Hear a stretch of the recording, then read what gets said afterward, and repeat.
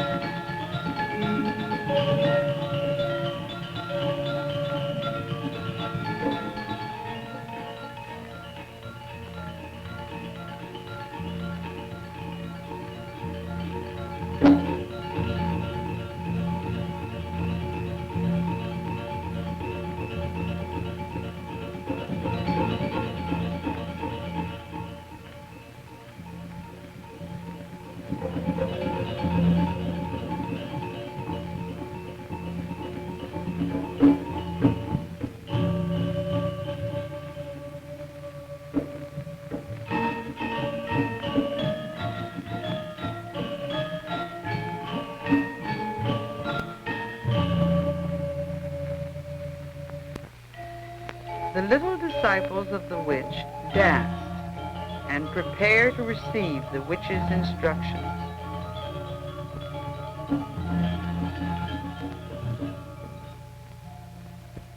This is the witch in her full supernatural paraphernalia: hairy legs, pendulous breasts, long fingernails, but without the mask that will turn her into a supernatural figure.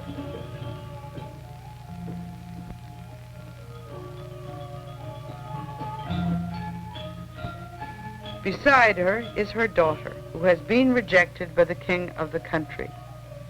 In revenge for the slight to her daughter, she is now training her little novices to spread pestilence and death. Kneeling in front of her, they answer her instructions on how to spread plague.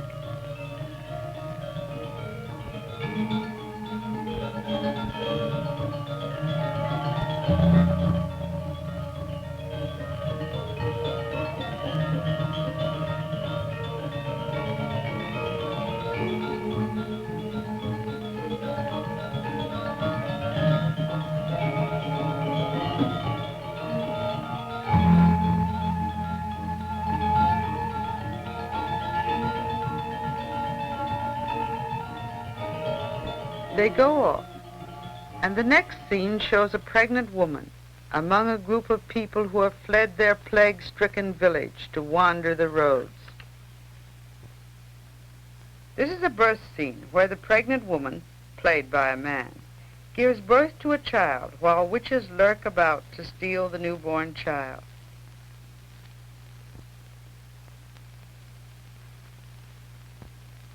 A doll, which is stolen by the witch child, tossed in the air, killed, and returned dead to its mourning relatives. The villagers mourn for the dead child, putting on a theatrical display of grief. The witches, witch child and witch, and tease the mortals, to whom they are not yet quite visible. As they become visible, the mortals chase the witches.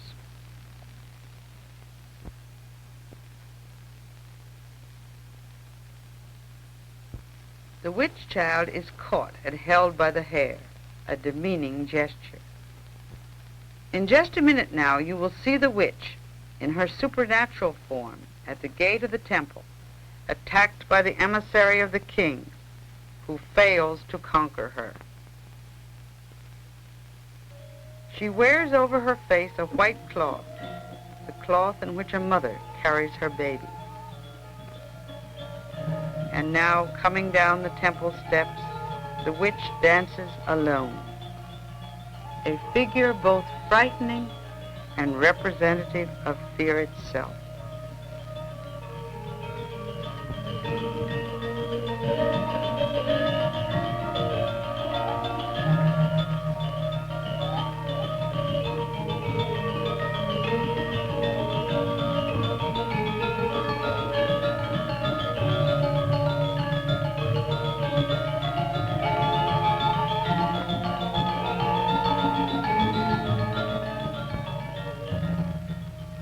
She bends back and gives a high, eerie laugh.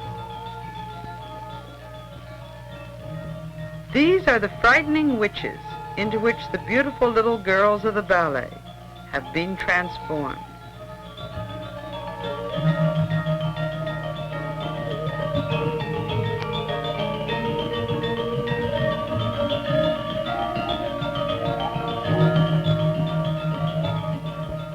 Again, the witch dances alone.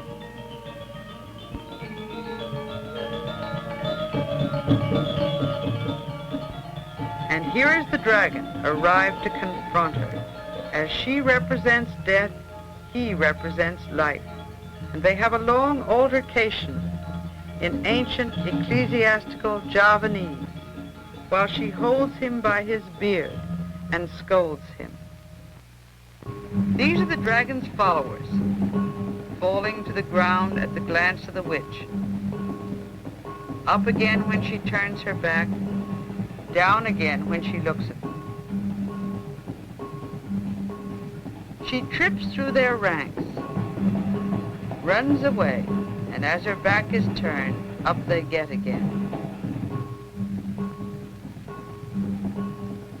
Rush to the attack, but as she turns, her glance forces them back, back, back, back. And she stands and laughs at them, laughs, and then turns away, indifferent. This is slow motion. Followers of the dragon advance, their krises raised in the air, ready for the attack.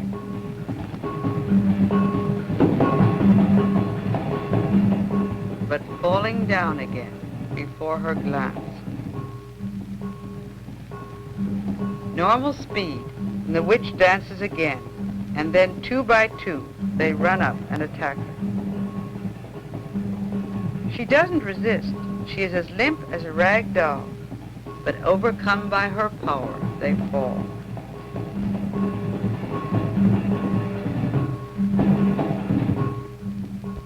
And lie in deep trance on the ground. And 2 more come up, fall also.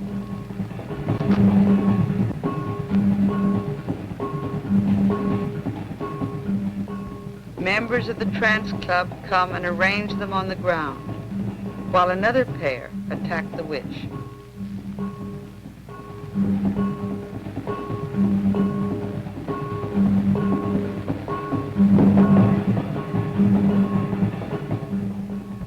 They lie arranged in 2 rows, in deep trance, convulsively twitching.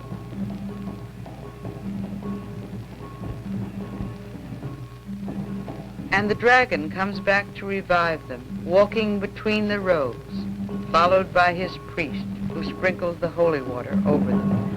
Revived, they go off stage, not out of trance, but in a somnambulistic state, in which they come back in, dancing. The witch, meanwhile, has fallen into a deep trance and been carried away. The dance in slow motion.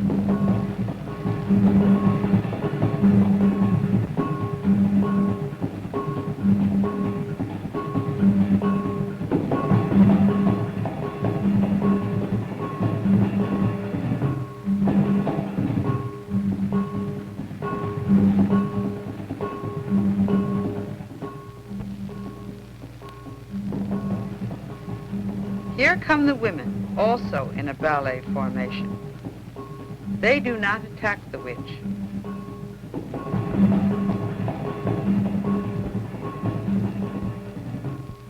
But at a scream given by one of their number, they suddenly go into trance seizures, and with loosened hair, turn the krisses against their breasts, falling forward on the krisses that are held in their tautened arms. This one is struggling as they attempt to disarm her.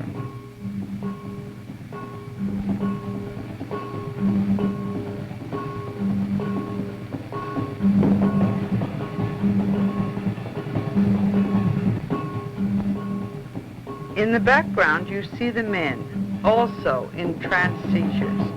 And here in slow motion, you see the women.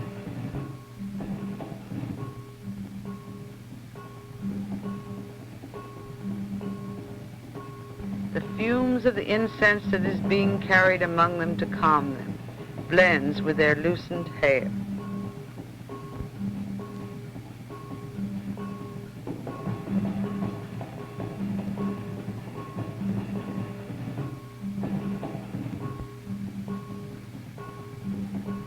This old woman had said that she would not go into trance, but when the others began to turn their krisses against themselves, she joined them.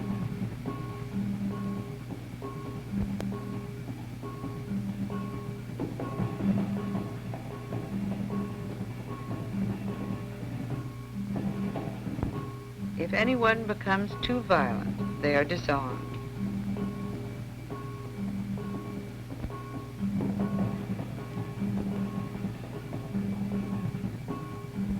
There are frequent periods like this of slow turning and waiting. Then someone gives a violent scream, and they again turn their krisses on themselves. The priest of the dragon moves among them, sprinkling holy water. Now, at normal speed, you see the men bending their krisses back against themselves, and, unlike the women, often falling to the ground. See how that kriss is bent? No one is hurt. If anyone is hurt, the people say the trance is not real.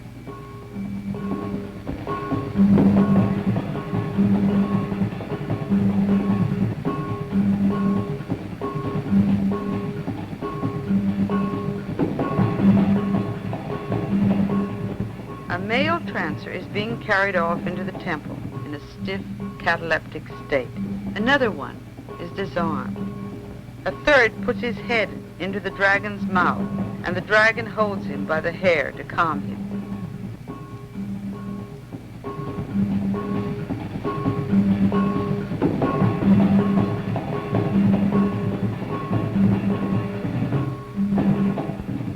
Another falls to the ground in a particularly violent seizure.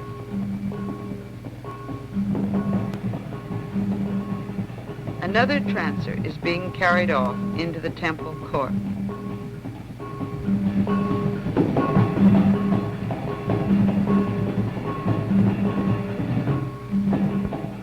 And another. In slow motion again, you see the look of contorted, seeming agony on the face of this trancer.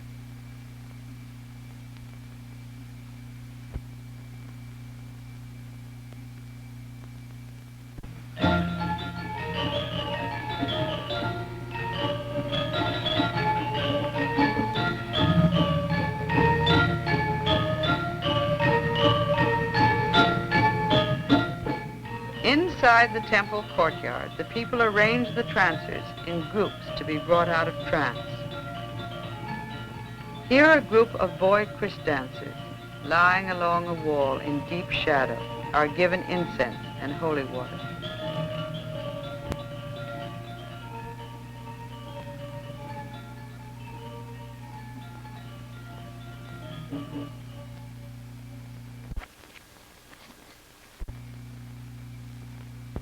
They pat the holy water on their chests and hair. This is the old woman who said she wouldn't go into trance today, lying now in deep trance, supported by her husband. And another woman is being brought back to herself by having her hair done up.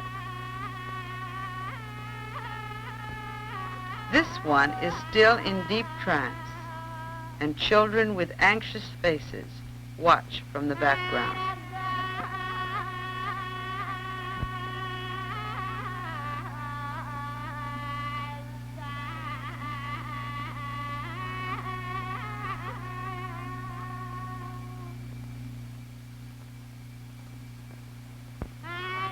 The trancers bury their faces in the fumes of the incense and slowly come out of trance.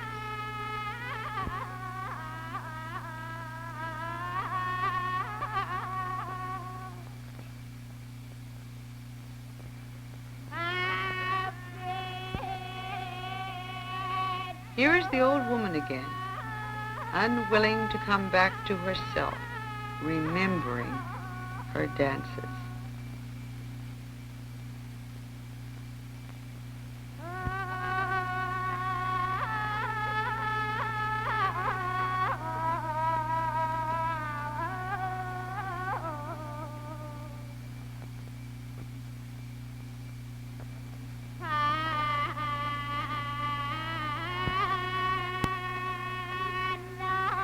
Until finally the priest brings special offerings to the spirit that possesses her to persuade it to leave her body.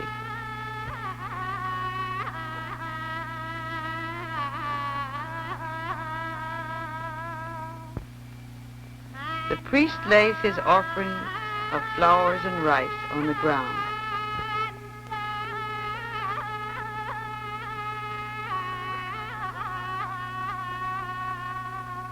While she continues to dance recalcitrantly.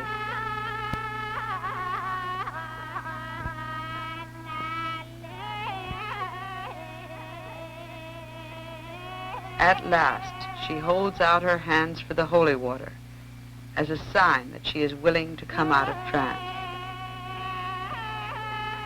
A dog comes and eats the offerings that have been presented to the spirit.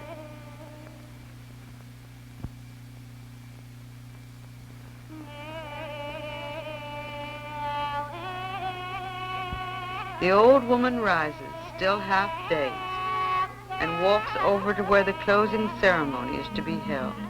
With a dragon mask behind them, the principal actors in the play come for a final ritual offering before the ceremony is ended.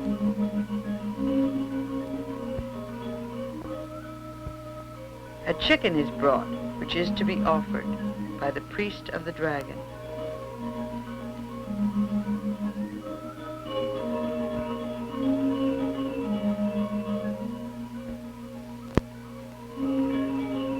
The white-haired old man on his right played the front legs of the dragon.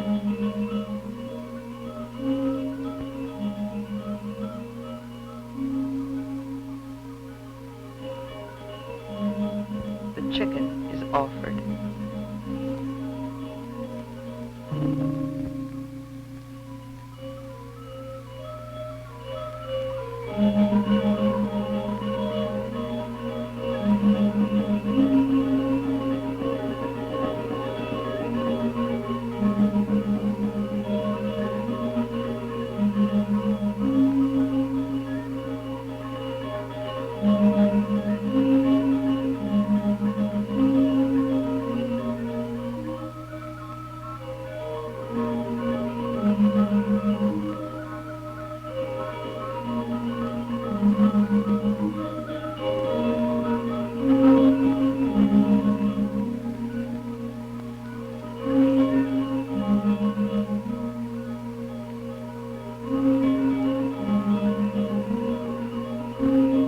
black-haired man is the man who played the witch and who has been lying in a stiff cataleptic trance through the last part of the Christ dance.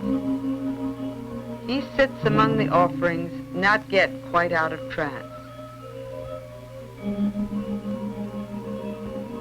Breathes in the incense, takes the holy water, and sprinkles the old man who played the front legs of the dragon.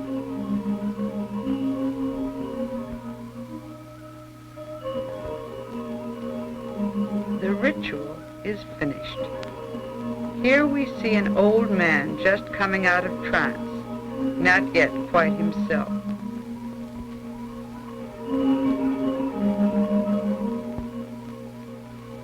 The play is over, but it will be given again and again as the Balinese reenact the struggle between fear and death on the one hand and life-protecting ritual on the other.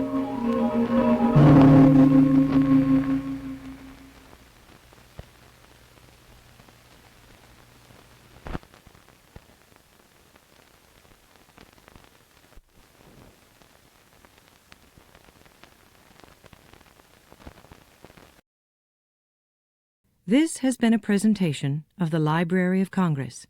Visit us at loc.gov.